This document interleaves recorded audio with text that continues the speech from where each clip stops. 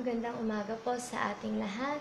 Sa umagang ito, tayo po ay lalapit at magpupuri at aawit sa Panginoon. Hallelujah, Jesus. Patuloy po natin siyang mapapurihan at sambahin. Hallelujah, hallelujah, Jesus. Hallelujah, Lord God. Hallelujah, Jesus. Salamat po, Panginoon. Praise you, Lord God. Hallelujah, Jesus. Hallelujah. Purihin kayo, Panginoon. Hallelujah, Jesus. Salamat, O Diyos. Hallelujah. Tayo po'y umawit. Hallelujah. I will come and bow down at your feet, Lord Jesus. In your presence there is fullness of joy. There is nothing. There is nothing, there is no one to compare with you. I take pleasure in worshiping you, Lord.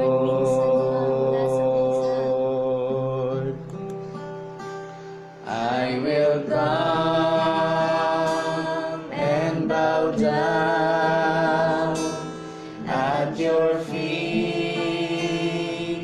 Lord Jesus. In your presence there is fullness of joy.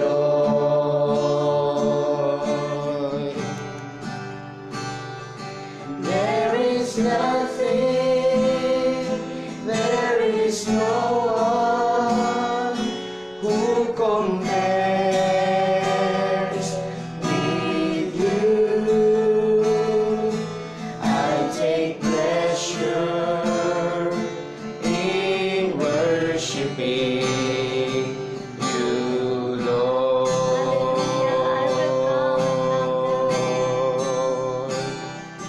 I will come and bow down at your feet, Lord Jesus. In your presence there is fullness of joy.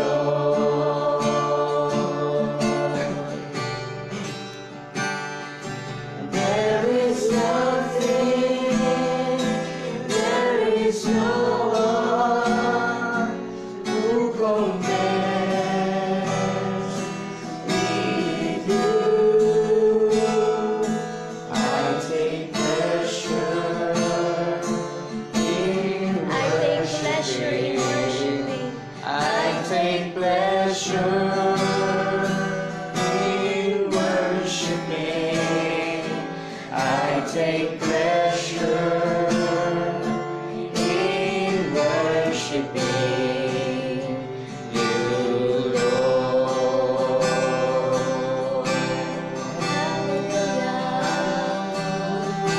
Worship you, Lord. Let's worship the name of the Lord. Hallelujah, Jesus. I glory. Hallelujah.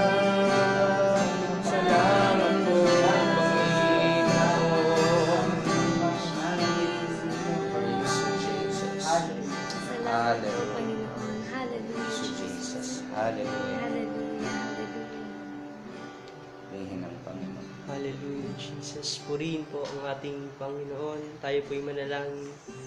Panginoong Diyos na makapangyarihan sa lahat, purihin po kayo, O Diyos ng dakila. Maagang-maaga pa, Panginoon, kami po'y magpupuri, magpapasalamat at sasamba po sa inyong pangalan, O Diyos. Panginoon, dalangin po namin ang iyong pong pagsama sa amin, Panginoong Diyos, ang iyong pong patnubay at gabay sa umagang ito. Kayo po ang maitaas, ang maihayag at ang madakila sa umagang ito, O Diyos. Buksan niyo po ang puso't isipan namin, Panginoong Diyos, upang maunawaan namin, O Diyos, ang mensahe niyo, Panginoon, sa umagang ito, Panginoon. Be glorified, be praised, and be magnified, Panginoon, sa umagang ito. Marami pong salamat, O Diyos. Sa inyo po ang lahat pong papuri, pasasalamat at pagsamba, Panginoon. Ito po ang aming panalangin sa pangalan ni Jesus na aming Diyos at tagapagligtas. Amen.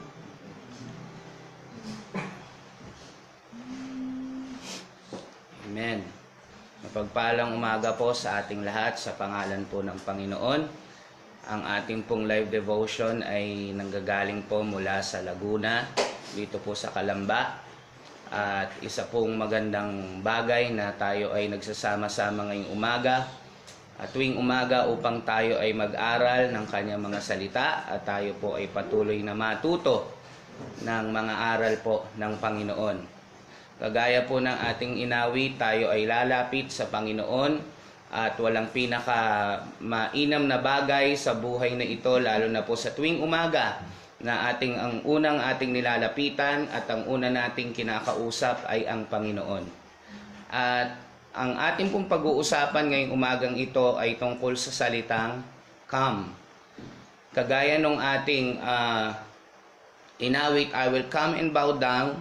Pero po ang Panginoon ay may salita sa atin at maraming instances po sa Biblia na ang salita pong ito ay ginagamit ng Panginoong Hesus na may imbitasyon po sa atin ng Panginoon. Kagaya po ng nasasaad sa Matthew 11:28, ang sabi po ni Jesus ay, "Come to me, all of you who are weary and carry heavy burdens, and I will give you rest." Na ang Panginoon siya ay nag-iimbita sa atin, lahat po ng napapagal at nabibigat ang lubha. Hindi ko po alam kung ilan sa atin ang talagang nakatulog. Kung nakatulog man ay paggising minsan parang hindi ka pa rin nakapahinga. Dahil ang totoong kapahingahan ay hindi sa haba ng tulog, kundi yung kapayapaan ng Panginoon na nasa iyo at ikaw mismo na nakatuon ang iyong espiritu at kaluluwa sa Panginoon, nasa Panginoon po ang totoong kapahingahan. At mapapansin po natin sa Biblia na kahit po sa Isaiah, sa panahon po ng Lumang Tipan, ang Panginoon po, palagi po ang nais niya ay makadaupang palad niya ang tao. Kaya ang salita pong come ay mababasa din natin ng napakaraming beses po sa Biblia, almost 2,000 na salita. Ang mababasa natin sa buong Biblia ang salitang come at sa Isaiah 55:1, ang Panginoon po ay may imbitasyon din. Sinasabi niya sa mga Israelita sa kanyang bayan na, "Come everyone who thirsts, come to the waters, and he who has no money, come buy and eat. Come buy wine and milk without money and without price." So, kita natin sa Biblia sa mga parts po ng salita ng Panginoon, na ang Panginoon ay iniimbitahan niya po tayo na tumungo sa Kanya, na lumapit sa Kanya. The Lord invites us to come to Him. Ang nais po ng Panginoon ay lumapit po tayo sa Kanya dahil alam rin ng Panginoon na kapag tayo po ay malayo sa Kanya, wala tayong magagawang tama. Wala po tayong kayang gawin maliban na tayo po ay malapit po sa Panginoon at sa Kanya po tayo lumapit. Kagaya po ng isang istorya na binanggit ng Panginoong Yesus, yung tungkol sa handaan, isang hari na nagpahanda sa kanyang anak na ikakasal. Basahin po natin, ito po sa sa Mateo 22, ang sabi po dyan, ang kaharian ng langit, the kingdom of heaven can be illustrated by the story of a king who prepared a great wedding feast for his son. When the banquet was ready, he sent his servants to notify those who were invited, but they all refused to come. Kaya nakita natin, mga kapatid, na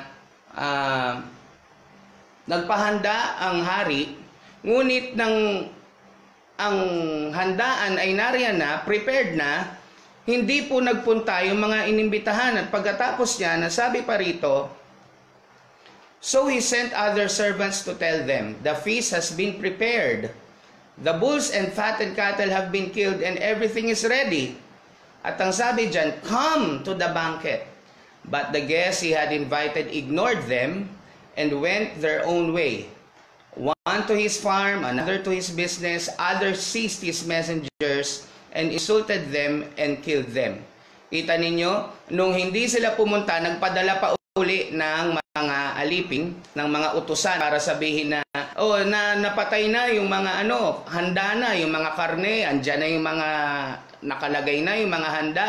Pero hindi pa rin sila pumunta, busy na, at ano pang ginawa nung iba? Pinatay pa at ininsulto yung mga nagdala ng balita na handaan. Kaya anong ginawa nung hari? He said to his servants, "The wedding feast is ready, and the guests I invited aren't worthy of the honor.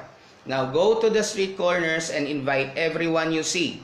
So lahat ay pwede nang imbitahan, kung sino man yung makikita sa kalsada, sino man yung nasa daan ay pwede nang imbitahan. At ang sabi rito, so the servants brought in everyone, lahat ng pwede nilang mahanap, good and bad alike, and the banquet hall was filled with guests. Alam niyo po, ang Panginoon ay may imbitasyon sa atin. Kaya lang, minsan, kagaya ng ating nabasa, sa lahat po ng ating kaabalahan, sa lahat ng ating minsang ginagawa, ay nalilibang tayo at nalimutan natin na ang Panginoon, hindi lang basta siya nangako, meron din siyang imbitasyon na pumarito kayo sa akin, lahat ng napapagalat na bibigatang lubha. Minsan po kasi sa ating buhay, sa dami ng ating ginagawa, sa panahon po natin ngayon, so we live in a busy age na parang lahat, kahit mga bata yung nag-aaral, ay napakatindi ng kanilang pagka-busy ngayon. At madalas sa ginagawang dahilan yan para hindi tayo magkaroon ng intimate relationship sa Panginoon, sa pananalangin, pagbabasa ng Biblia, pagdalo ng mga gawain. Kasi bakit? Busy. Kagaya nung kaninang nabasa natin, na busy yung mga tao na inimbitahan. Busy sa mga business, busy sa bukid, at hindi sila nakadalo doon sa imbitasyon ng hari. Kaya naman tayo, minsan sa sobrang dami ng ginagawa natin, nakakaramdam tayo na matinding pagod. Dahil bakit? Hindi natin pinapansin na may imbitasyon pala ang Panginoon. Alam niyo po ba, yung calm na salita sa Biblia ay isa sa mga neglected na command natin, na hindi talaga nandyan ang Panginoon pero hindi natin ginagawang sa Kanya unang lumapit. Kaya ang Panginoon, uulitin ko lang yung versikulo natin kanina, napakaganda ng salita ng Diyos na ino-offer niya sa atin na tayo ay lumapit sa Kanya at bibigyan niya tayo ng kapahingahan. So this is total rest, hindi lang po spiritual, pati yung physical natin, gusto ng Panginoon na tayo ay makapahinga. Alam ko po, lalo na sa atin, sa mga naglilingkod sa Panginoon, alam natin na wala tayong ibang naisin kundi paglingkuran ng Panginoon. Kaya lang minsan, dahil sa sobrang pagnanasa natin paglingkuran ng Panginoon, nalilimutan natin na tayo ay nasa katawang lupa din. Kailangan din naman nating magpahinga.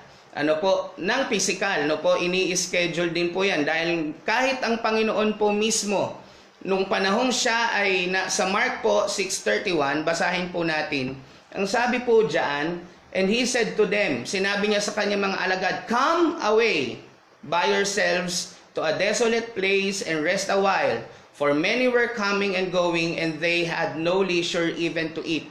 Pagbukas po kasi ng aklat ng Mark chapter 1 pa lang, hanggang sa mga talatang yan, wala tayong ibang mababasa kundi mga pagmiministeryo ng Panginoon. Siya ay nagpagaling ng may sakit, nagpakain ng maraming tao, nagpagaling ng karamdaman. Napakarami po ng trabaho ng ginawa ng mga alagad at ng Panginoong Yesus. Ngunit ang Panginoong Yesus ay makaramdam ng pagod at alam niya rin na pagod yung mga disipulo. Sabi ni Jesus sa kanila, tara muna, magpahinga muna tayo, maghiwa-hiwalay muna tayo. Dahil kailangan din po na makapahinga talaga yung ating lupang katawan. Kaya nais ng Panginoon na tayo ay namamahinga rin. Don't get me wrong. Hindi po ibig sabihin na magpabanjing-banjing tayo sa paglilingkod.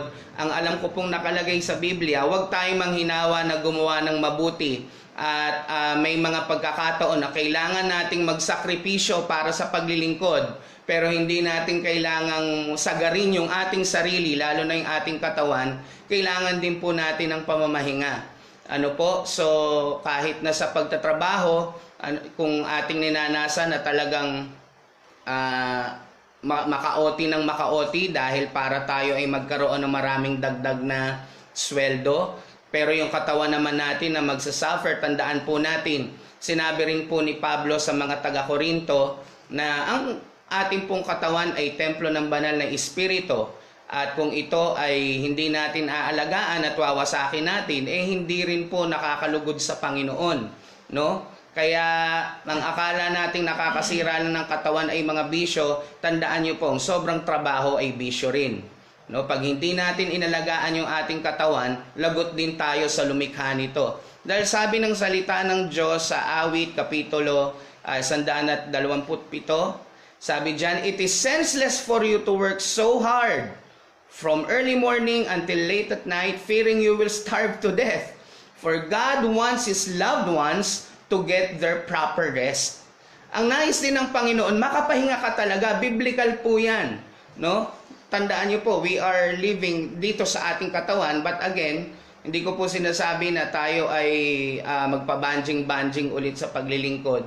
Ngunit ang pahinga po ay ini-schedule po yan, lalo na sa ating mga pastor. Ang linggo po ay hindi po talaga yun yung ating pahinga. Dahil yun nga yung ating pagtatrabaho, yun yung ating pagmiministeryo. Naalala ko po yung misis ko minsan, dahil sa mga pastor, ang normal na rest day ay Monday. No? Yun yung pamamahinga natin ng kabuuan.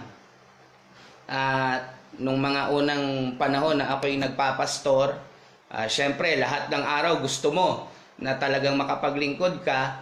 At naalala ko noon, Monday, nag-i-schedule pa rin ako. At ang sabi ng asawa ko sa akin, ba't ka mag-i-schedule ng Monday? Sabi ko, kailangan eh. Sabi ko, kung si Satanas nga, 24 hours. Sabi ng asawa ko, bay, gusto mo pang higitan ng dyablo. No? So, ang ibig sabihin, pag hindi ako na mahinga, ako rin naman ang madededo. Kaya ang Panginoon po sa Biblia, napakarami po niyang imbitasyon sa atin. Na kung atin lamang papansinin sa Biblia, ang nais ng Panginoon, tayo ay lumapit sa Kanya dahil unang-una sa Panginoon po, sa ating paglapit sa Kanya, mayroon pong kapatawaran sa Panginoon. Sabi po sa Isaiah chapter 1 verse 18, "Come, marito kayo, let's talk this over, says the Lord. No matter how deep the stain of your sins, I can take it out and make you as clean as freshly fallen snow. Even if you are stained as red as crimson, I can make you white as wool." Na kahit gaano katindi yung kasalanan na ating nagawa, kahit na gaano kapulayan, sabi ng salita ng Diyos, gagawin niyang simputin ng niebe, tumugon lang tayo sa imbitasyon ng Panginoon, lumapit tayo sa Panginoon. Ano pa po? Merong satisfaction sa Panginoon. Naroon yung ating kalahatan, nandun yung ating kaganapan. Ang sabi dyan, on the last day of the feast, the great day, Jesus stood up and cried out, "If anyone thirsts," may imbitasyon na naman po si Lord, "let him come to me and drink." At alam po natin yung binabanggit dyan ni Juan ay ang banal na Espiritu na ating imbitahan sa buhay natin. Dahil po bakit? Ang Panginoong Hesus na po mismo ang may imbitasyon. Kaya ang banal na Espiritu, yung kanyang pagpupuno, ay hindi na po dapat natin pagdudahan dahil unang-una ang Panginoon na mismo ang nagsabi na lumapit kayo, ibibigay niya. Bakit? Sinabi niyang lumapit tayo sa Kanya. Okay? At ano pa po, sa presensya ng Panginoon, sa Kanya, ano po, meron pong fulfillment yung ating kabusugan. Ano? Sabi ng Panginoon, "I am the bread of life." Jesus told them, "Those who come to me will never be hungry. Those who believe in me will never be thirsty." Naroon po yung ating kalahatan, yung ating kabusugan sa Panginoon. So hindi lang po ito physically, ano po. So sa kabuuan ng ating pagkatao, kung nagnanais tayo ng kapayapaan sa buhay, ng yung tinatawag na sense of fulfillment, dahil maraming mga tao ngayon na ang nais sila ay mapunuan ba yung mga pangangailangan sa buhay. Akala nila pag-ibig sa tao, akala nila ay maraming degree sa pag-aaral, akala nung iba ay yung maraming pera rin. Pero ang totoo, ang Panginoon lang talaga yung pwedeng makapuno sa atin na kung tayo ay pupunta sa Kanya, lalapit sa Kanya, at salamat sa Panginoon dahil siya ay may imbitasyon. Those who will come to me. Kung sinong lalapit sa akin, hindi na raw magugutom. Ano kung wala akong pera? Ano kung wala akong boyfriend? Ano kung wala akong girlfriend? Ano kung mawala ang lahat sa akin? Pero kapag meron akong Panginoon, at salamat because it is God's initiative. Sa Kanya po nagmula yung inisyatibo na tayo ay mapalapit sa Kanya. Since there and then, noong Old Testament po, no, nung ang tao ay nagkasala, ang Panginoon mismo ang gumawa ng paraan na kahit papano, hanggat hindi pa dumadating ang Mesiyas, ay mapalapit ang mga tao sa Kanya. Kaya nagpagawa siya ng tabernakulo kay Moses. Kasi ang nais niya palaging makadaupang palad ang tao. Kaya nang dumating ang Panginoong Hesus, nagkaroon ng kaganapan ng lahat ng ito na through Jesus pwede tayong lumapit, hindi lang sa Diyos at maaari pa natin siyang tawaging Ama. Meron tayong relasyon sa Panginoon.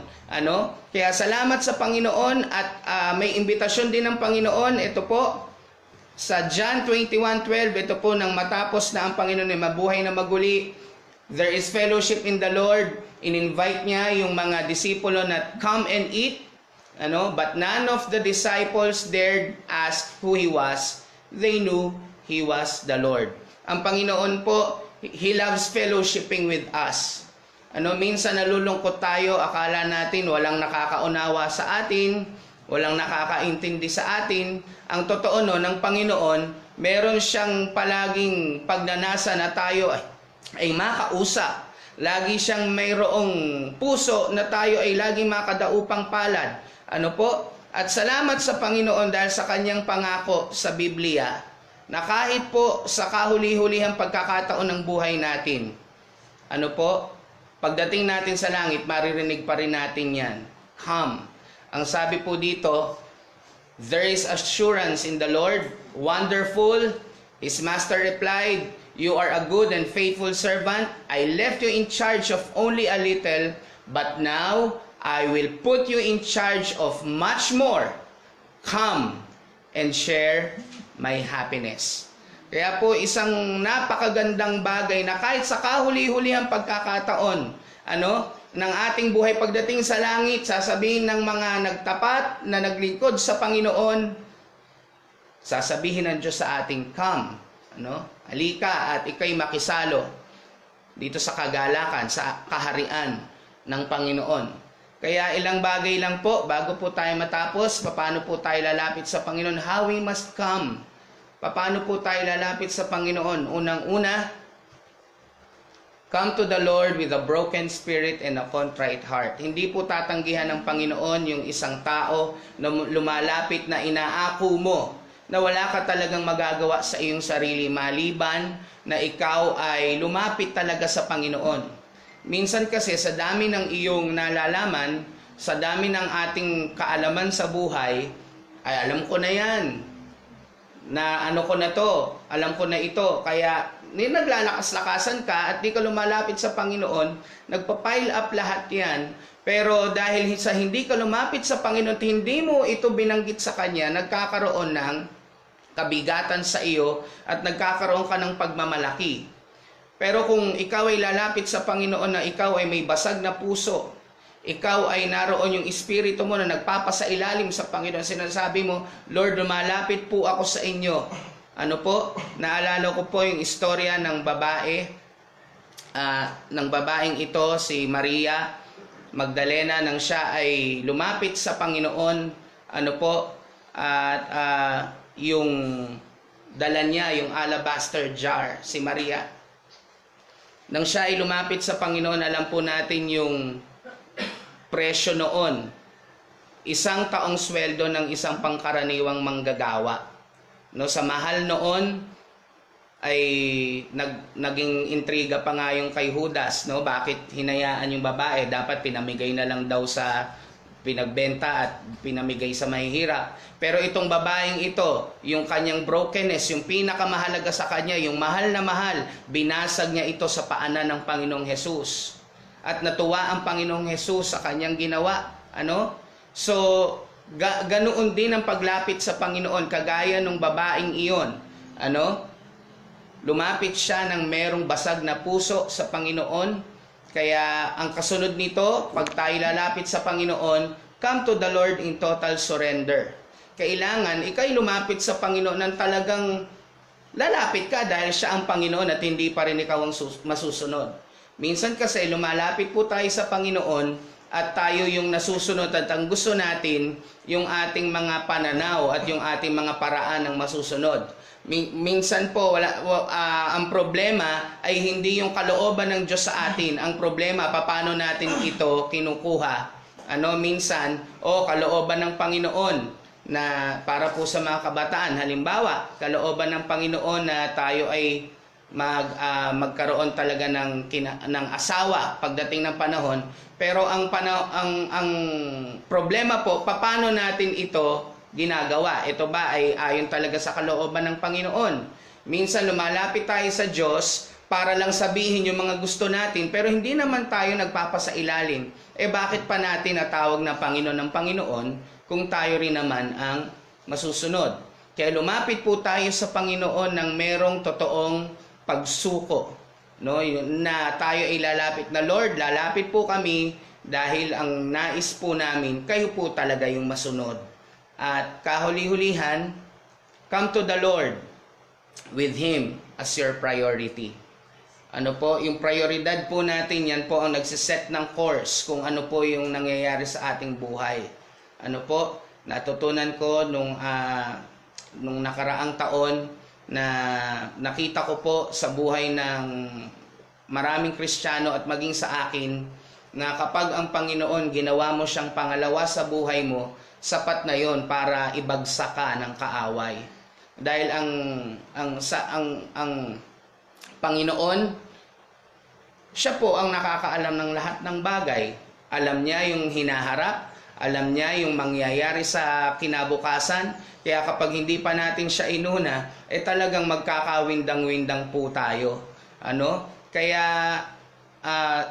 mababasa natin sa Matthew 6:33, alam po nating lahat yan, na unahin natin ang Panginoon at ang kanyang katwiran, yung mga bagay na pangangailangan natin, idaragdag na lang sa atin ng Panginoon. Hindi mo pa ipinagpe-pray, ginagawa mo pa lang yung kalooban ng Panginoon, inuuna mo pa lang si Lord. Idaragdag niya sa iyo yung lahat ng ating pangangailangan. Kaya salamat sa Panginoon dahil siya yung nag-i-invite sa atin. At alam niyo po ba na ito po yung huling talastasan ng Diyos at ng tao na mababasa natin sa Biblia. Sa Revelation chapter 22, sabi po diyan, the Spirit and the bride say, come. And let the one who hears say, come. And let the one who is thirsty come.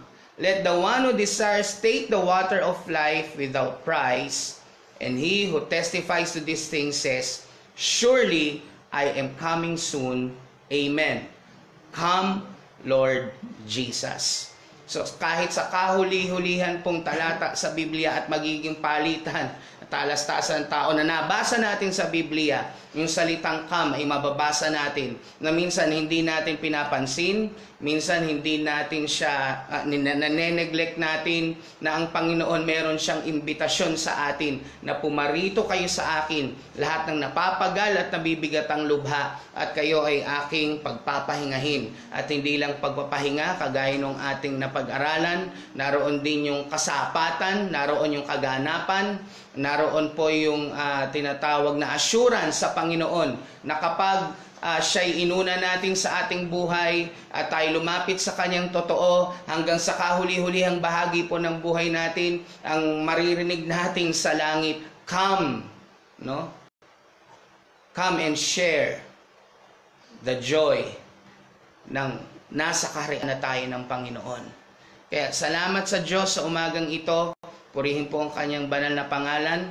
Tayo po ay muling aawit sa Panginoon. At awitin natin muli ang awit na inawit natin kanina. Kung may imbitasyon ng Panginoon ngayon lalapit tayo sa Kanya. We will come and bow down at His feet.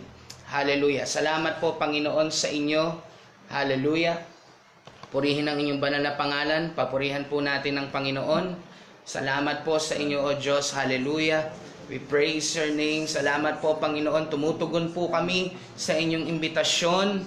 Hallelujah. We will come to you. Kami po'y lalapit sa inyo ng may bukas na puso, ng may espiritong basag, Panginoon. At Lord, we will come to you because we know that you are the Lord. Apart from you, we cannot do anything. Wala po kaming maaaring maisip, Panginoon, na tama maliban na kami ay malapit po sa inyo. Kaya, O Diyos, kami po'y narito muling lumalapit, sumasamba sa inyong pangalan. Hallelujah. I will come and bow down at your feet, Lord Jesus. In your presence there is fullness of joy. There is nothing, there is no one who compares with you. I take pleasure in worshiping you, Lord. I will come and bow down. Hallelujah. I will come and bow down at your feet, Lord Jesus. In your presence there is fullness of joy. There is nothing, there is nothing, there is no one who compares with you. I take pleasure in worshiping you, Lord. Minsan pa, I will come and bow down. Hallelujah. Salamat po, Panginoon. I will come and bow down at your feet, Lord Jesus. In your presence. Salamat po, Panginoon. Of joy. There is nothing. Oh, there is no one who compares with you. I take pleasure. Hallelujah. In worshiping you, Lord. There is nothing. There is nothing. There is no one who compares with you. I take pleasure. In word. I take pleasure.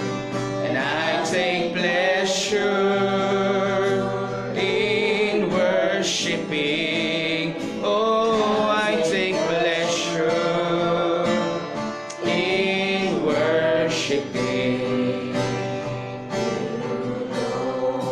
Hallelujah, hallelujah. Salamat po, Panginoon, sa inyo. Salamat po, O Diyos, sa inyong biyaya.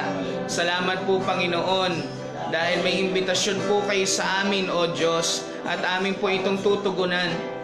Madalas, Panginoon, nariyan po kayo sa aming tabi, ngunit madalas din naming i-ignore yung inyong imbitasyon dahil sa marami po naming kaabalahan.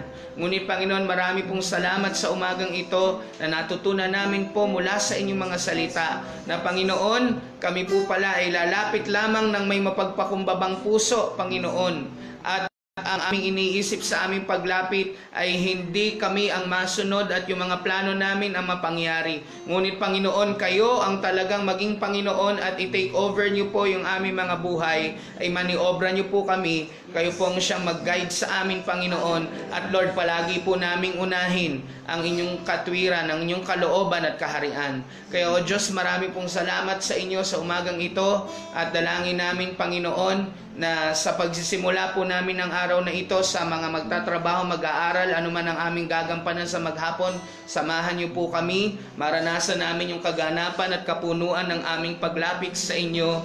At O Diyos, ito'y ipamahagi po namin sa iba. Ito po, Panginoon, ay i-share namin sa mga nangangailangan, Panginoon.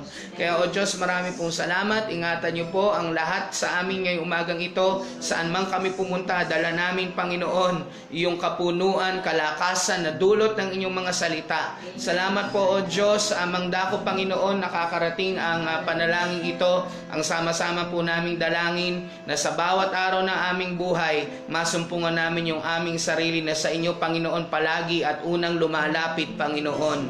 Salamat po, O Diyos, ang lahat po ng karangalan, papuri, pagsamba ay inaalay po namin at binibigay po namin sa inyo, Panginoong Hesus, aming Panginoon at tagapagligtas. Salamat po, Panginoon. Ito po ang aming samot dalangin sa pangalan ng Panginoong Hesus. Ang lahat ng anak ng Diyos ay magsabi ng Amen and Amen. Purihin po ang Panginoon at tapos na po ang ating live devotion. Ayan, narito po ang ating mga kasama ngayong umagang ito. Ayan. Pabuksan ng ilaw, Chester.